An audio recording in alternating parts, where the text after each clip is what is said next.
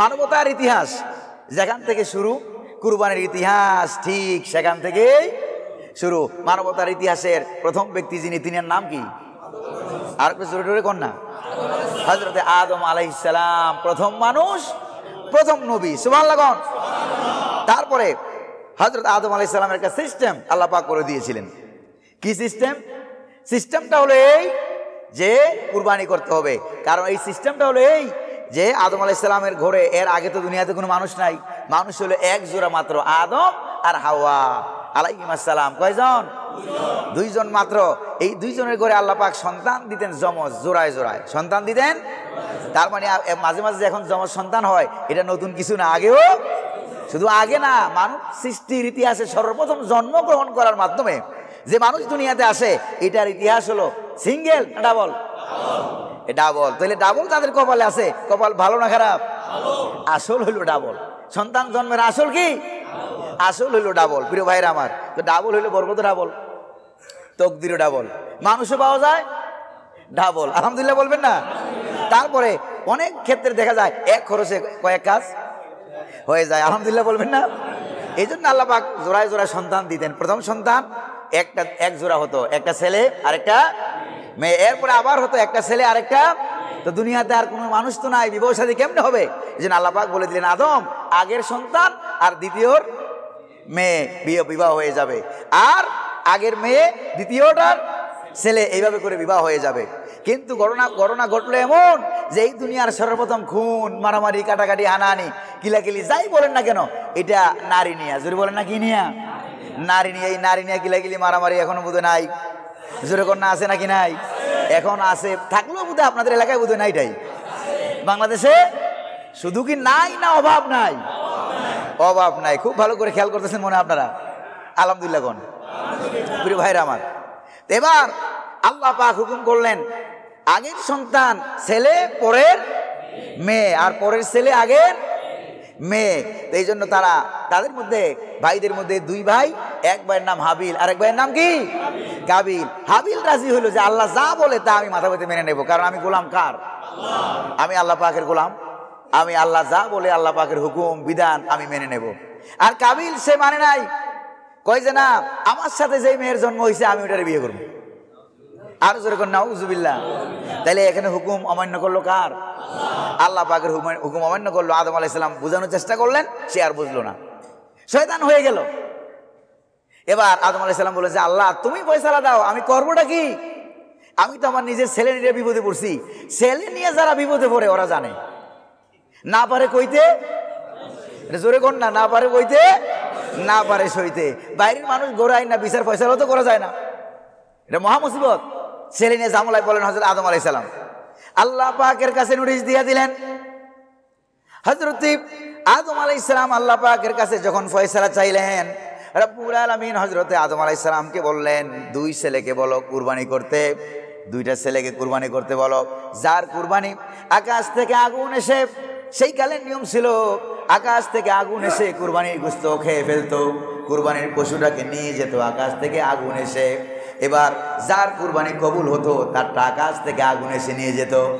দুই ভাই কুরবানি করলো, একজনের দুম্বা কুরবানি করলো, নাম ছিল তার হাবিল। আর কাবিল যে সে কতগুলো শস্য দানা, গম আছে না, বিভিন্ন বীজ, ফল ফসল, কতগুলো নেষ্টি ফেষ্টি যা আছে খারাপ যেগুলো, এগুলো নিয়ে সে পাহাড়ের মধ্যে রেখে দিল। আকাশ থেকে আগুন আসলো, আইসা কাবিলের গুলি নেয় নাই, নিচে হাবিলেরটা। সুবহানাল্লাহ। প্রিয় ভাইরা আমার, অর্থাৎ কুরবানি কবুল হবে কার? যার কুরবানি আল্লাহ পাকের হুকুম অনুযায়ী হবে, বিধান অনুযায়ী হয়ে যাবে। আল্লাহ পাক তার কুরবানিটা কবুল করে নিয়ে যাবেন। গোশত খাওয়ার নিয়তে, লোক দেখাবার নিয়তে যদি কেউ কুরবানি করে, এই কুরবানি কখনো কবুল হবে না। ঘোষণাকার আল্লাহ পাক। এই ঘটনা কুরআনুল কারীমে সূরা মায়েদায় 5 নম্বর সূরা মায়েদার প্রিয় ভাইরা আমার, একবারে 27 নম্বর আয়াত থেকে নিয়ে 31 নম্বর আয়াত পর্যন্ত রব্বুল আলামিন বিস্তারিত বর্ণনা কুরআনুল কারীমে নিজেই দিয়ে দিয়েছেন। জোরে বলেন সুবহানাল্লাহ। তাহলে বোঝা গেল কুরবানির গুরুত্ব আছে নাকি নাই? কিন্তু বর্তমানে দেখলাম যে একদল ফেসবুক হুজুর আছে। কি হুজুর? ফেসবুক হুজুর, ইউটিউব হুজুর। ভালো করে শুনতেছেন আপনারা? আমি কিন্তু কাউকে হেয় প্রতিপন্ন করছি না। সে বলছে যে কুরবানি না করলে নাকি কোনো অসুবিধা নাই, কোনো গুনাহ হবে না। সেটা বলেন নাউযুবিল্লাহ। কুরবানি না করলে নাকি কোনো গুনাহ হবে না, কুরবানি নাকি নফল, কুরবানি নাকি কি নফল। আর জোরে কোন নাউযুবিল্লাহ। প্রিয় ভাইরা আমার, করলেও অসুবিধা নাই, না করলেও অসুবিধা নাই, এরকম এক ধরনের পাগল মার্কা আলেম বাড়িয়েছে। কি মার্কা? পাগল মার্কা আলেম বাড়িয়েছে। কিতাবের সাথে সাক্ষাৎ নাই, কিতাবের সাথে দেখা নাই। অথচ যারা কুরবানি করবে না, তারপরে ইচ্ছা থাকার পরেও, ধন সম্পদ আছে, টাকা আছে, পয়সা আছে, শক্তি আছে, সামর্থ্য আছে, থাকার পরেও যদি কেউ কুরবানি না করে, নবী করিম সাল্লাল্লাহু আলাইহি ওয়াসাল্লাম কি বলেছেন দেখেন। ক্বালা নবী সাল্লাল্লাহু আলাইহি ওয়াসাল্লাম, আল্লাহর নবীজি বলেন, মান কানা লাহু মান ওয়াজাদা সাআতান, যে ব্যক্তি প্রাচুর্য পেল, ধনিত্ব পেল, টাকা পেল, পয়সা পেল, ফালাম ইউদাহিম, এরপরে সে কুরবানি করে নাই, নবীজি বলেছেন ফালা ইয়াকরাবান্না মুসাল্লানা, সেজন্য আমাদের ঈদের জামাতের মুসল্লায় হাজির না হয়। কত বড় মারাত্মক কথা, কত বড় ধমকি দেওয়া হয়েছে। তৌফিক থাকার পরেও কুরবানি যে করে না, সেজন্য আমাদের ঈদগাহের ধারে কাছেও না আসে। তার এই শৌচাতুর দিয়া আল্লাহ পাকের কোনো লাভ নাই। তিরমিজি শরীফে ইবনে মাজাহ শরীফের হাদিস। এই হাদিসকে ব্যাখ্যা করে ইমাম হাফেজ ইবনে হাজার আল হাইসামি রহমতুল্লাহ আলাইহি, নাম শুনছেন না আপনারা? হাফেজ ইবনে হাজার আল হাইসামি রহমতুল্লাহ আলাইহি, তার কিতাব 2 খণ্ড বড় বড়, কিতাবের নাম হলো আল জাওয়াজের আন ইকতিরাফিল কাবায়ের। কবিরা গুনার এক বিরাট বড় তালিকা। কবিরা গুনাহের ব্যাপারে এই পৃথিবীতে সবচেয়ে বড় বড় 2টা কিতাব আছে। জোরে বলেন না কয়টা? 1 নম্বর কিতাব হল ইমাম যাহাবী রাহমাতুল্লাহ আলাইহি লিখেছেন 70টা কবিরা গুনাহ এখানে উল্লেখ করা হয়েছে। কয়টা? 70টা। আর আরেকটা হলো ইমাম হাফেজ ইবনে হাজার হাইসামি রহমতুল্লাহ আলাইহি উল্লেখ করেছেন আল জাওয়াজের নামক কিতাবে। ওখানে তিনি 400-এর অধিক কবিরা গুনার তালিকা দিয়েছেন। কয়শো? 400-এর অধিক।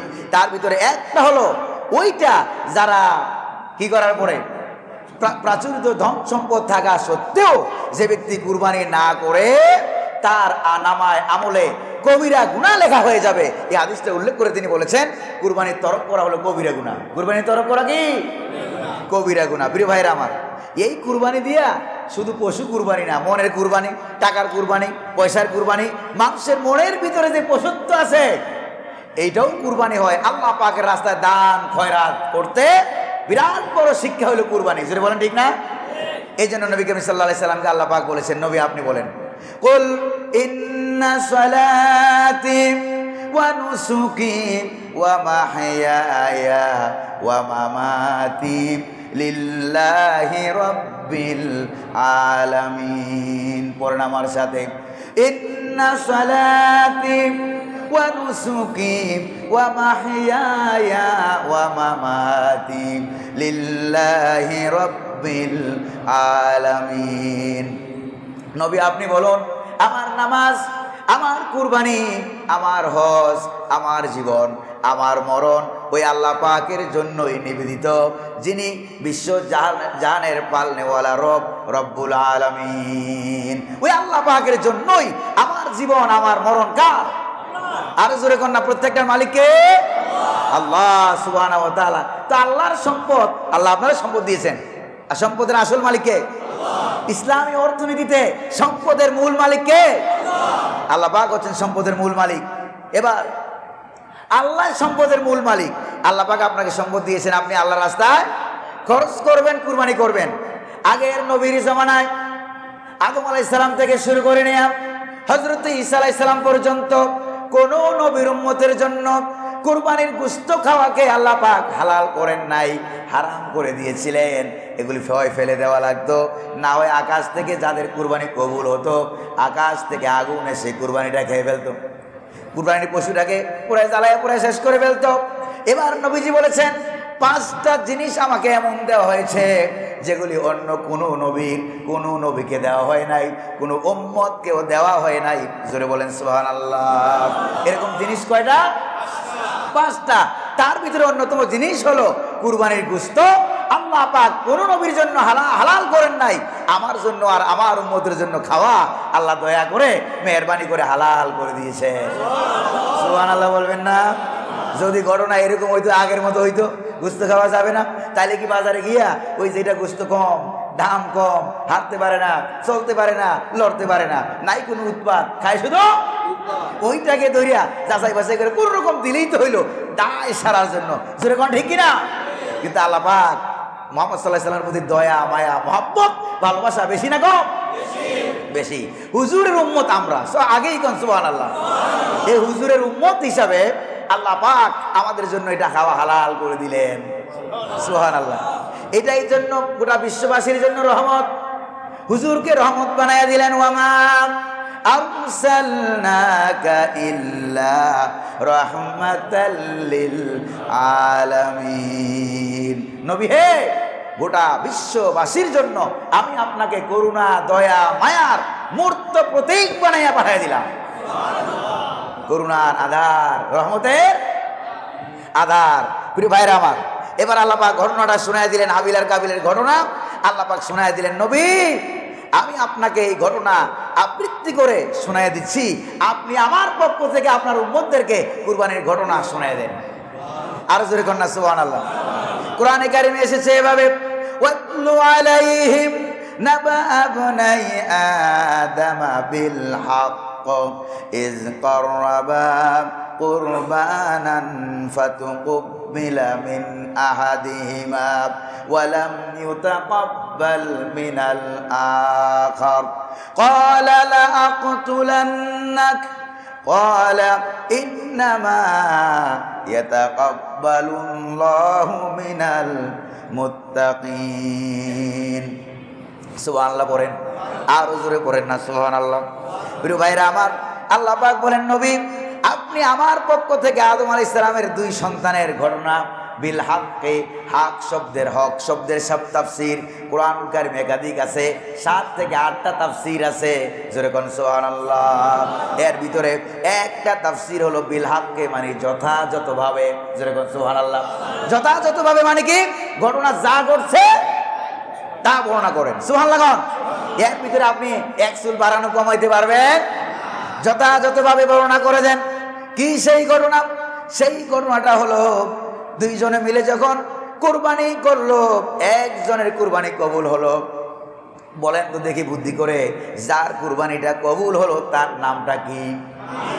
আরো জোরে বলেন না। তার নাম হলো হাবিল। আর যারটা কবুল হলো না তার নাম কি? তার নাম হলো কাবিল। একজনেরটা কবুল হলো, আরেকজনেরটা কবুল হলো না। কেন কবুল হলো না? এই জন্য সে তার ভাইকে বলল, অবশ্যই অবশ্যই আমি তোমাকে হত্যা করে ফেলবো। কারণ অপরাধ কি? অপরাধ কি? ভাই আল্লাহর হুকুম মানে। কার হুকুম মানে?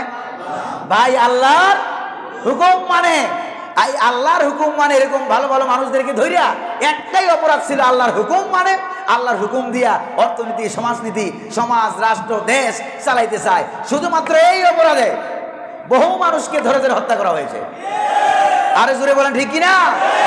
এই অপরাধে যে হত্যা করা হয়েছে এটা কি নতুন না আগেও ছিল? ছিল কিনা যেরকম? আল্লাহ পাকের কোরআনে কারিমে আল্লাহ পাক বলে দিলেন, সে বলল আমি হত্যা করে ফেলবো। অপরাধ কি? কেন তোমারটা কবুল হলো? তুমি ভালো মানুষ কেন? আল্লাহওয়ালা কেন?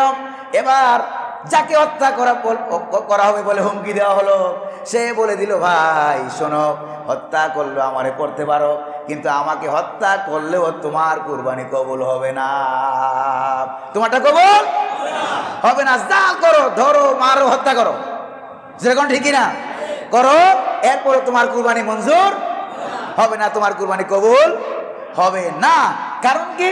কারণটা দেখো, ইন্নামা ইয়াতাকাব্বালুল্লাহু মিনাল মুত্তাকিন। কারণ আমার আল্লাহ হলো এমন যিনি কেবলমাত্র মুত্তাকি, যারা আল্লাহকে যারা ভয় করে, আল্লাহর বিধান যারা মানে, সত্যকে সত্য বলে স্বীকার করে, মাথা পেতে মেনে নেয়, জীবন থাকলেও আল্লাহকে মানে, জীবন চলে গেলেও চলে, জীবন ছাড়বে তো ছাড়বে, আল্লাহর জন্যই জীবন ছাড়বে, ঠিক কিনা? দেখেন আল্লাহ পাক কি বলেন, তুমি যদি আমাকে মারার জন্য হাত আমার সামনে বাড়াও, আমি কিন্তু হাত বুড়ে বসে থাকবো। সুবহানাল্লাহ। আমি তোমাকে মারতে পারি না, আমি তোমাকে মারবো না। লাইন বাসাত্তা ইলাইয়া ইয়াদাকা লিতাকতুলানি মা আনা বিবাসিতি ইয়াদিয়া ইলাইকা লিআকতুলাক ইন্নী আখাফুল্লাহ রাব্বাল আলামিন। সুবহানাল্লাহ বলবেন না?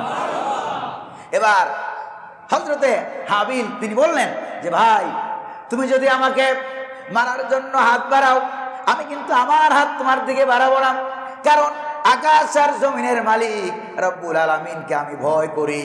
জোরে কোন সুবহানাল্লাহ, আর জোরে বলেন না সুবহানাল্লাহ। এবার সে তার ভাইকে আঘাত করলো, মেরে ফেললো। বিরাট বড় লম্বা ঘটনা। ভাইকে মেরে ফেললো, মারার পর লাশ কি করবে? আছে কিনা কোরআনে? জোরে কোন না আছে নাকি নাই? মারার আগে আগে তিনি বলে দিলেন যে ভাই আমার পাপের বোঝা তোমার পাপের বোঝা, ডবল পাপের বোঝা তোমার আমল নামায় কিন্তু এসে যাবে, আমি কিন্তু বাধা প্রদান করব না। ভাই গেছিলেন ফসলে ফলের খেতে চাষবাস করার জন্য, ক্লান্ত শ্রান্ত হয়ে গাছের নিচে বসে তিনি ঘুমিয়েছিলেন। ঘুমের ভিতরে তার ভাই গিয়ে তাকে হত্যা করে ফেললো। ভাই গিয়ে আপন ভাইকে হত্যা করে ফেললো। প্রিয় ভাইরা আমার, এরপরে সে তার ভাইকে হত্যা করে ফেললো, বুঝালো, বুঝ কাজ হলো না। হত্যা করার পর লাশটা কি করবে? লাশ কাঁধে নিয়ে ঘুরতেছে, লাশ কি করবে? প্রিয় ভাইরা আমার, হাদিস শরীফে এসেছে সর্বপ্রথম হত্যা করলো অন্যায়ভাবে যে লোকটা, তার নাম হলো কাবিল। সে তার আপন ভাই হাবিলকে হত্যা করেছিল। হত্যার এই সিস্টেম সর্বপ্রথম ওই সে চালু করার কারণে কিয়ামত পর্যন্ত যত মানুষকে অন্যায়ভাবে হত্যা করা হবে প্রত্যেকটা হত্যা থেকে একটা পাপ কাবিলের আমল নামায় যোগ হয়ে যাবে। জোরে কোন নাউজুবিল্লাহ, জোরে কোন নাউজুবিল্লাহ। এমনকি এই ঘটনা লেখার উল্লেখ করার পর ইমাম জালালউদ্দিন সুয়ুতী রহমতুল্লাহ আলাইহি উনার বিশ্ববিখ্যাত কিতাব কাশফুল সালসালা আন ওয়াসফিল জালজালা, এই কিতাবে তিনি উল্লেখ করেছেন ভূমিকম্প সম্পর্কে, ভূমিকম্পের ইতিহাস। জোরে কোন না, কিতাবের নাম কি? এই কিতাব এখনো বাংলাদেশে বাংলায় ট্রান্সলেশন অনুবাদ করা এখনো হয় নাই। ভূমিকম্পের ইতিহাস নামে এই কিতাবে তিনি উল্লেখ করেছেন। আমি কিতাবটা যখন হাতে পাইলাম, মিশরে আল আজহার বিশ্ববিদ্যালয়ে যখন লেখাপড়া করি, কিতাবটা যখন হাতে পাইলাম, পুরাতন বিশ্বের সবচাইতে বড় ইসলামী বই মেলা হয় মিশরে। কোথায়? মিশরে হয়, বস কয়েক মাস একাধারে হয়, বিরাট বড় ইসলামী বই মেলা। সেখানে গেলাম, যাইয়া মাঝে মাঝে আমি নতুন লাইব্রেরিগুলিতে খুঁজতাম, আবার মাঝে মাঝে কিছু পুরান কিতাবের লাইব্রেরি আছে, সেগুলি রাস্তায় বই মেলার ভিতরে গাড়ি দিয়ে ঘুরে লাগে, ভিতরে গাড়ি দিয়ে ঘুরে লাগে। এত বড় বই মেলা, কয়েক কিলোমিটার এরিয়া জুড়ে এই বিরাট বড় বই মেলা। সেখানে ঘুরতে ঘুরতে যাইয়া মনে মনে ভাবলাম যে আজকে পুরাতন লাইব্রেরির ওখানে যাই। যাইয়া দেখি যে এই কিতাবটা পাইয়া গেলাম, কাশফুল সালসালা আন ওয়াসফিল জালজালা, ভূমিকম্পের ইতিহাস নামে এই কিতাবটা হাতে পাইয়াই ওখানে দাঁড়াইয়াই যে দেখি পৃথিবীর সর্বপ্রথম ভূমিকম্পটা কখন হয়েছিল। ইতিহাস পেয়ে গেলাম। হযরতে ইমাম জালালউদ্দিন সুয়ুতী রহমতুল্লাহ আলাইহি উল্লেখ করেছেন সর্বপ্রথম এই পৃথিবীতে ভূমিকম্প হয় যেদিন হযরতে হাবিলকে তার ভাই কাবিল অন্যায়ভাবে জমিনে হত্যা করে। অন্যায়ভাবে হত্যা আল্লাহ পাক সহ্য করতে পারে না। এই জন্য আমরা দেখতে পাই এই বাংলাদেশেও, পৃথিবীতে তো আছেই, এই বাংলাদেশেও কোরআনের পাখি শহীদ আল্লামা দেলাওয়ার হোসেন সাইদী রহমতুল্লাহ আলাইহি, যদি বলেন ঠিক কিনা, উনাকে যেদিন হত্যা করা হয়েছিল চিকিৎসার নামে নাটক করে, যেদিন হত্যা করা হয়েছিল সঙ্গে সঙ্গে গোটা দেশ ভূমিকম্প হয়েছে। যদি বলেন ঠিক কিনা, তখন আমার এই হাদিস মনে পড়ে গেল, আরে এই পৃথিবীতে না জানি কোনো আলেম কেউ বিদায় হয়ে গেছে, একটু পরে খবর আসে কোরআনের পাখি দুনিয়া থেকে বিদায় হয়ে গেছে। কারণ ভালো ভালো মানুষ যখন মারা যায় তাদের জন্য জমিন থরথর করে কেঁপে ওঠে, আকাশ কেঁদে কাঁদে, আকাশ থেকে মুষলধারে বৃষ্টি হয়। হয়েছে নাকি হয় নাই? প্রিয় ভাইরা আমার, আর ফেরাউন তো মারা গেছে কিনা? এখন ফেরাউন তার গোষ্ঠী 14 গোষ্ঠী বাহিনী যখন লোহিত সাগরে ডুবানি আর সুবানি, কথা কন না কেন, ডুবানি আর সুবানি খাইয়া যখন মরে, পানিতে মইরা সলিল সমাধি হয়ে গেছে। আল্লাহ পাক এই ঘটনা কোরআনে আছে নাকি নাই? রব্বুল আলামিন সেই ঘটনাটাও কোরআনে কারিমে উল্লেখ করেছেন। উল্লেখ করতে গিয়ে রব্বুল আলামিন বলেন, ফামা বাকাত আলাইহিমুস সামাওয়াতু ওয়াল আরদ ওয়া মা কানু মুনজারিন। অবশ্য আছে কিনা কোরআন এটা? আল্লাহ পাক বলেন তাদের জন্য আকাশও কাঁদে নাই, জমিনও কাঁদে নাই। ফেরাউন মার্কা যারা, তাদের জন্য কেউ কাঁদে না, বরং তারা চলে গেলে, তারা পালিয়ে গেলে, তারা দুনিয়া থেকে বিদায় হইলে মানুষে বলে আলহামদুলিল্লাহ। আরো জোরে কোন না, কি বলেন আপনারা? আলহামদুলিল্লাহ। আর ভালো মানুষ মারা গেলে আমরা বলি ইন্না লিল্লাহি ওয়া ইন্না ইলাইহি রাজিউন। এই জাতীয় শিক্ষাগুলি আল্লাহ পাক কোরআনে কারিমে দিয়েছেন। এবার সে লাশ কাঁধে করে নিয়ে যাচ্ছে, ঘুরতেছে, করবে কি? মাইরে তো পালাইছে, করবে কি? এর আগে তো কোনো মানুষ দুনিয়াতে মারা যায় নাই, দাফন কাফনের সিস্টেমও তার জানা নাই, আল্লাহ পাক এখনো দেন নাই সিস্টেম, মারাও যায় নাই, করবেটা কি? প্রিয় ভাইরা আমার, এবার সে তো ইচ্ছা করলে লাশটাকে পোড়াইয়া দিতে পারতো। প্রিয় ভাইরা আমার, এবার মুসলমানদের লাশ পোড়ানোর সংস্কৃতি সোনার বাংলাদেশেও আছে নাকি না? দেখছেন? অথচ কাবিল তার ভাইকে হত্যা করে ফেলেছে, লাশটারে পোড়ায় না, এখন লাশ গাড়ি শুদ্ধ চালাইয়া দেয়। নাউজুবিল্লাহ কবেন না? প্রিয় ভাইরা আমার, সে হঠাৎ করে দেখেছে দুইটা কাক, দুইটা কি কাক। গ্রামগঞ্জে কি বলেন আপনারা? যেরকম কি বলেন? এই কাউ আমি বলতে চাই না, কারণ এটাও এখন ভাইরাল। যেরকম ঠিক কিনা, এটা এখন কি ভাইরাল। প্রিয় ভাইরা আমার, তো এই ভাইরালের ভাইরাসে বাংলাদেশে পাইছে খুব ভালো করে, যেরকম বলেন ঠিক না? প্রিয় ভাইরা আমার, এই দুইটা কাক আল্লাহ পাক পাঠাইছে, আসলে কাক না, দুইটা ফেরেশতা। দুইটা কি ছিল দেখেন কোরআনে কারীম আল্লাহ পাক কি বলেন? রব্বুল আলামিন বলেন ফাবাসাল্লাহু গুরাবান ইয়াবহাসু ফিল আরদি লিউরিয়াহু কাইফা ইওয়ারি সাওআতা আখি ক্বালা ইয়া ওয়াইলাতা আ'জাজতু আন আকুনা মিসলা হাযাল গুরাব। দুইটা কাক পাঠাইয়া দিলেন আল্লাহ পাক। একটা কাক এসে আঘাত করতে করতে আরেকটা কাককে মেরে ফেললো। এই ঘটনা দেখতেছে লাশ কাঁদিনিয়া কে? কাবিল। ঘটনা দেখতেছে একটা কাক আরেকটা কাকরে মাইরে ফেলাইছে। মাইরিয়া এবার সে দুই ঠ্যাং দিয়া জমিনে গর্ত করা আরম্ভ করছে। জমিনে গর্ত কইরা ওই মরা কাক যেটা, ওইটারে মাটির নিচে দাফন করতেছে, মাটির নিচে দাফন করতেছে। এই ঘটনা দেখে এবার কাবিল নিজে নিজে আত্মসমালোচনা করতেছে, অনুতপ্ত হচ্ছে আর বলছে, হায় রে, একটা কাক, সাধারণ একটা কাক, সে তার ভাইকে মেরে মাটির মধ্যে দাফন করে, এটাও সে জানে, আর আমি আমার ভাইকে মারার পরে ওইটাও আমি জানি না। আমি তো কাউয়ার চাইতে আরো নিকৃষ্ট হয়ে গেলাম, কাউয়া থেকে আরো নিকৃষ্ট হয়ে গেলাম। যারা মুসলমানদের লাশগুলো গাড়ি সুদ্ধা পুরাইছো, কাউয়া তো ভালো, কুত্তার চাইতে আরো নিকৃষ্ট। যেরকম ঠিক কিনা? প্রিয় ভাইরা আমার, এগুলি কোরআনে আল্লাহ কেন দিলেন? এই ইতিহাসগুলো যুগে যুগে এই জাতীয় ঘটনা ঘটবে, সেখান থেকে আমাদেরকে শিক্ষা গ্রহণ করতে হবে। জোরে বলেন ঠিক না ভাই? এরপরে সে বলল ফাওয়ারিয়া সাওআতা আখি ফাআসবাহা মিনান নাদিমিন। আহা, এটা কি মোল্লার কথা? এটা মোল্লার? কার? আরো জোরে কর না, কার? এটা আল্লাহ পাকের কিতাব। সে বলল, আরে আফসোস, কি আফসোস, এই যে কুরবানির ঘটনা ভাই, এই কুরবানির ঘটনা এমনি এমনি দুনিয়াতে আসে নাই। কুরবানির ঘটনাটা আসছে হক এবং বাতিলের দ্বন্দ্ব। কে আল্লাহর আইন মানে, কে আল্লাহর আইন মানে না, এটা টেস্ট করার, পরীক্ষা করার। তবে আল্লাহর দয়া, আল্লাহর মায়া অনেক বেশি। আকাশ থেকে আগুন আইসা এখন আর কুরবানির পশু খায়টায় না। যদি খাইতো টাইতো তাহলে দেখতেন হঠাৎ করে ইমাম সাহেব হুজুর কুরবানি করছে, খতিব সাহেব হুজুর কুরবানি করেছে, সভাপতি সাহেব মানুষ, হাজির সাহেব মানুষ কুরবানি করেছে। আকাশ থেকে আইসা কি হয় নাই? সর্বনাশ, খতিবের চাকরি কেটো নট। জোরে বলেন ঠিক কিনা? ইমামতি শেষ, খতিবগিরি, সভাপতিগিরি, মেম্বার, চেয়ারম্যান, এমপি, মন্ত্রিত্ব শেষ, ফুরুষ হয়ে যাইতো। আল্লাহর যে কত দয়া, আগেই কোন সুবহানাল্লাহ, আল্লাহর যে কত দয়া। মাবুদ, দয়া করে মেহেরবানি করে তুমি আমাদের এই যে গুনাহগুলি গোপন রাখিয়া আকাশ থেকে আগুন আসা বন্ধ করিয়া কুরবানি গোশত খাওয়ার সুযোগ করে দিছো, দান করার সুযোগ করে দিয়েছো।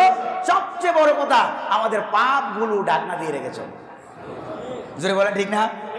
যদি এমন হইতো পাপ দেখা যায় অথবা টের পাওয়া যায় অথবা ব্লাড টেস্টের মতো ল্যাবরেটরিতে গিয়া টেস্ট করলে পরে পাপ ধরা পড়তো, এমন যদি কোনো সিস্টেম থাকতো তাইলে কি এত বছর এখানে আমি খতিবগিরি করতে পারতাম? না পারতাম না। ইমামতি করা যাইতো না, তারপরে কমিটি হওয়া যাইতো, এমনকি এমন অপরাধ দেখা যাইতো দূর দূর করে তাড়াইয়া দিত, মসজিদেও ঢুকতে দিত না। জোরে বলেন ঠিক কিনা? এবার কি আল্লাহর কাছে দোয়া করা যায় না? আল্লাহ তাআলা দয়া করে মেহেরবানি করে আকাশ থেকে আগুন আসা বন্ধ করে দিয়েছ, অর্থাৎ যাচাই করা বন্ধ করে দিয়েছ কে আল্লাহওয়ালা কে আল্লাহওয়ালা না, এটা যাচাই করা, কে তোমার আইন মানে কে তোমার আইন মানে না, যাচাই করা বন্ধ করে দিয়েছ রব্বুল আলামিন।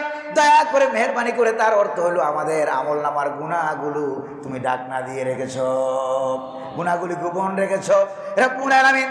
জীবনে সুযোগ করে দিও গোপনে গোপনে যাতে করে তাহাজ্জুদের নামাজ পড়তে পারি, আর পরে পরে তোমার দরবারে গোপনে গোপনে দু হাত উঁচু করে দুই চোখের পানি দরদর করে ছেড়ে দিতে পারি আল্লাহ, আর বলতে পারি যে আল্লাহ গোপন রেখেছ গুনাহগুলো গোপনে গোপনে মাফ করে দাও। বলেন না আমিন? আর জোরে কোন না আমিন? আল্লাহ দয়া করে মেহেরবানি করে গুনাহ গোপন রেখেছ, গুনাহগুলো গোপনে গোপনে মাফ করে দাও। আর নাইলে দেখতেন আকাশ থেকে হাজী সাহেবরা এখন লাব্বাইক লাব্বাইক বলেছে, সেরকম ঠিক না ভাই? কি বলে? লাব্বাইক লাব্বাইক আল্লাহুম্মা লাব্বাইক। এই যে লাব্বাইক লাব্বাইক মানে আমি হাজির, আমি কি হাজির, আমি উপস্থিত। এই যে লাব্বাইক লাব্বাইক বলতেছে, যার হারামের টাকা আছে, হারামের কাপড়, এহরামের কাপড় হারাম, রক্ত হারাম, জাত হারাম, মালামাল হারাম নিয়া যারা হজ করতে গিয়েছে, নাকি সবাই ফেরেশতা হয়েছে? আছে নাকি নাই? জোরে কর। এই হারাম টাকা নিয়া যারা হজ করতে গিয়েছে, হারাম রক্ত নিয়া, আকাশ থেকে ফেরেশতারা যখন তখন জবাব দেয়, সে যখন তাওয়াফ করে আর বলে লাব্বাইক আল্লাহুম্মা লাব্বাইক, আল্লাহ আমি হাজির, তখন আকাশ থেকে ফেরেশতারা তখন জবাব দেয় লা লাব্বাইক ওয়ালা সাদাইক। আরে তোমার কোনো লাব্বাইক টাব্বাইক নাই, তোমার কোনো লাব্বাইক নাই। আল্লাহ পাকের রহমতটা দেখেন, দয়া করে মেহেরবানি করে আল্লাহ পাক ওই ফেরেশতার আওয়াজটা আমাদের কানে শোনায় না। আলহামদুলিল্লাহ। আমাদের কানে যদি শোনাইতো তাহলে কি হতো? কুরবানি কবুল হয়েছে নাকি হয় নাই? আকাশ থেকে যদি আগুন আসতো তাহলে কি হতো? ওই লাব্বাইকের আওয়াজটা যদি শোনাইতো তাহলে কি হতো? জীবনের মতো নিরাশ হয়ে যাইতাম যে আমার কুরবানি কবুল হলো না, আমার হজ কবুল হলো না, আমার তো জাহান্নাম ছাড়া কোনো উপায় নাই। এরকম ভাবে আমরা নিরাশ হয়ে যাইতাম। যেরকম ঠিক না ভাই? কি হয়ে যাইতাম? নিরাশ হয়ে যাইতাম। আর আল্লাহ পাকের রহমত থেকে নিরাশ হয়ে যাওয়া এটা কাফেরের কাজ। যেরকম না কার কাজ? কাফেরের কাজ। কোন ইমানদারের জন্য আল্লাহ পাক নিরাশ হতাশ হওয়ার দরজা আল্লাহ পাক খোলা রাখেন নাই, রহমতের দরজা খোলা রেখেছেন। আর ঘোষণা দিয়েছেন, ডিক্লারেশন দিয়েছেন, কুল ইয়া ইবাদিয়াল্লাযীনা আসরাফু আলা আনফুসিহিম লা তাকনাতু মির রাহমাতিল্লাহ। সুবহানাল্লাহ বলবেন না? ও আমার বান্দারা, আল্লাহ পাক বলেন নবী আপনি ঘোষণা দিয়ে দেন, ও আমার বান্দারা যারা অন্যায় করে ফেলেছ, নিজের উপরে অন্যায় করে ফেলেছ, জুলুম করে ফেলেছ, অর্থাৎ মদ খেয়েছ, জিনা করেছ, ওজনে কম দিয়েছ, খাদ্যে ভেজাল দিয়েছ, যা অপরাধ মন চেয়েছে তাই করেছ, আল্লাহ পাক বলেন বান্দারে আমার রহমত থেকে নিরাশ হইও না, আয় আমার কাছে আয়। সুবহানাল্লাহ। এই ভাইরা, এই দুনিয়াতে এমন কোন আদালত আছে, এমন কোন কোর্ট আছে আসামে কি বলে আয় আমার কাছে আয় মাফ করে দেব? এমন কথা কোন মেম্বার বলে, কোন চেয়ারম্যান বলে, কোন আদালত বলে, কোন হাইকোর্ট বলে, জজ কোর্ট বলে? কেউ যেখানে এটা বলে না। আল্লাহ পাক ডাকে আর বলে ও আমার বান্দারা অপরাধ করেছো, আমার কাছে আয়। ইন্নাল্লাহ ইয়াগফিরুয যুনুবা জামিআ ইন্নাহু হুয়াল গফুরুর রহিম।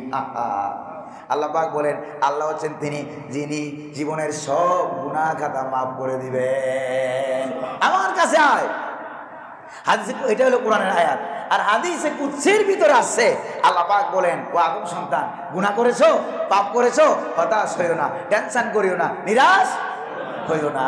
কারণ তোমার গুনার পাহাড় যদি আকাশ পর্যন্ত ছাড়িয়ে যায়, তাহলে আমি আল্লাহ পাকের রহমত আকাশের উপর দিয়ে প্রবাহিত হয়ে যায়। আরো জোরে কোন সুবহানাল্লাহ। যা গুনাহ করেছো আল্লাহর কাছে আসো। দুনিয়ার আদালতের দরজা বন্ধ হতে পারে, পরিবারের দরজা বন্ধ হতে পারে, তারপরে বিভিন্ন দরবারের দরজা বন্ধ হতে পারে, অফিস আদালতের দরজা বন্ধ হতে পারে, কিন্তু আমি তোমার এমন আল্লাহ, আমি তোমার এমন রব, আমার দরজা তোমার জন্য কখনো বন্ধ করি না। যা অপরাধ মন চাইছে করেছো, আমার কাছে ফিরে আয়, তওবা কর, আমি আল্লাহ সব মাফ করে দেব। শুধু মাফ করবো ব্যাপারটা এরকম না। এবার বুঝতে পারছেন আমাদের গুনাহগুলি আল্লাহ কেন দেখায় না? যদি দেখাইতেন আমরা হতাশ হয়ে যেতাম। এই যে এই পৃথিবীর সবচেয়ে বড় শয়তান, এটার নাম কি? ইবলিস। জোরে কোন নাম কি? ইবলিস। হায়াত পাইলো আদম আলাইহিস সালামের আরো আগে তার আগমন দুনিয়াতে। এরপরে কিয়ামত পর্যন্ত আল্লাহ তারে হায়াত দিয়েছেন। কারে? মিস্টার ইবলিস। শুধু খালি ইবলিস না, মিস্টার ইবলিস, ওটার আল্লাহ হায়াত দিয়েছেন। ইবলিস শব্দের অর্থই হলো, ইবলিস শব্দের উৎপত্তি হচ্ছে মিনাল এবলাস। এটা সিগায় মুবালাগা, আধিক্য অর্থবোধক একটি শব্দ। তার অর্থই হলো চির নিরাশ, চির হতাশ। চির নিরাশ, চির হতাশ। কিয়ামত পর্যন্ত হায়াত পাওয়ার পরেও, 1,02,24,000 পয়গাম্বর পাওয়ার পরেও কপালে হেদায়েত। আচ্ছা, এর থেকে আরো বড় হতাশা হইতে পারে? এই পৃথিবীতে একজন মানুষের নাম বলেন তো যে 1,02,24,000 পয়গাম্বর পাইছে? যেরকম না আছে? একজনও নাই। তারপর কিয়ামত পর্যন্ত হায়াত পাবে, এরকম আছে একজনও? এরকমও নাই। প্রিয় ভাইরা আমার, ইবলিস হায়াতও পাইছে, পয়গাম্বরও পাইছে, কিন্তু কপালে হেদায়েত নাই। তাইলে বোঝা গেল হেদায়েত দেওয়ার মূল মালিক কে? আরো জোরে বলেন না, মূল মালিক কে? আল্লাহ পাক। আরো জোরে বলেন সুবহানাল্লাহ। প্রিয় ভাইরা আমার, রব্বুল আলামিন বলেন, ইবলিসের মতো নিরাশ হইও না, আমার কাছে ফিরে আয়। আমার কাছে ফিরে আলে আমি সব তো মাফ করবই। শুধু মাফ করবো ব্যাপারটা এরকম না, ওয়ায়ুবাদদিলুল্লাহু সাইয়্যাতিহিম হাসানাত। জীবনে যত গুনাহ করেছিলা সব গুনাহ মাফ করে দিয়ে গুনাহের জায়গায় আমি আল্লাহ সওয়াব দিয়া বদলাইয়া দেব। আরো জোরে বলুন সুবহানাল্লাহ। হাম তুমাইল বকরম হে कोई सायल ही नहीं, हम तुम्हारे बकरम है कोई सायल ही नहीं, राह दिखलाए किसी से राह रुए मंजिल ही नहीं।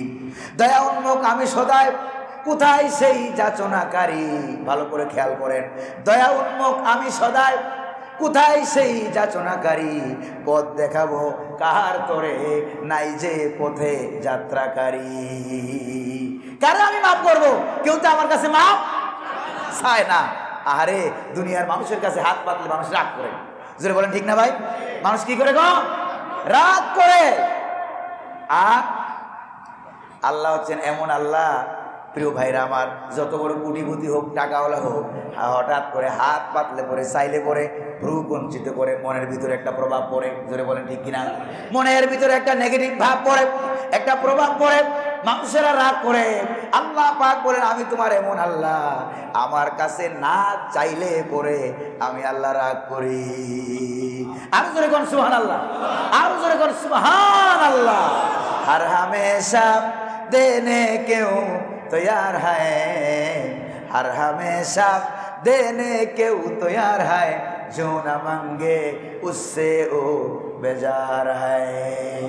যিনি এমন আল্লাহ সব সময় দেওয়ার জন্য প্রস্তুত, তার কোনো ঘুম টুম আসে নাকি? যেরকম তিনি ঘুমায় না, সব সময় দেওয়ার জন্য প্রস্তুত। চাও দুনিয়ার মানুষের কাছে চাইলে পরে রাগ করে, আর আল্লাহ পাকের কাছে না চাইলে পরে তিনি রাগ করেন। চাইবো তো চাইবো, যেরকম কার কাছে? রাজি আছেন নাকি নাই? এই কুরবানির ইতিহাস থেকে আমাদেরকে শিক্ষা গ্রহণ করা দরকার।